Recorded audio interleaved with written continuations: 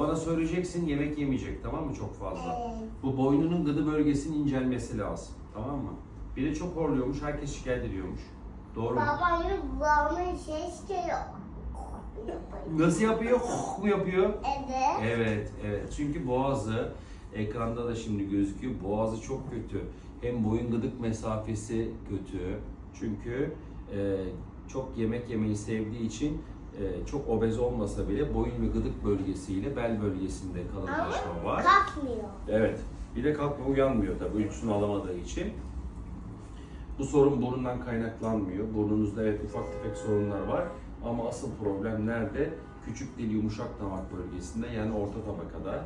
Şimdi yaşınız da genç ve bizim derdimiz sadece horlama ve eşinizi, ailenizi, komşunuzu rahatsız etmeniz değil. Bizim derdimiz uyku apnesi aslında. Gerçekten hayatı tehdit eden bir durum. Şu anda yaşınız küçük olduğu için acil eylem planında belki size bir anda bir şey olmayacak ama mesela ne diyorsunuz? Uzun yol araba kullanıyorsunuz, şoförlük yapıyorsunuz. Sizin o yollarda içinizin geçmemesi mümkün değil. Ne kadar usta şoför olursanız olun. Bunlar çok önemli şeyler.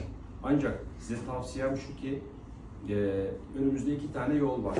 Muayene bulgularına göre bir, cerrahi yöntemle bütün her yeri genişleterek sizi rahatlatmak. 2, ben ameliyattan korkuyorum kardeşim, ameliyat olmam diyorsanız uyku testi ve sonrasındaki tedavi sürecinde hayat boyu CPAP maske tedavisini kullanmak.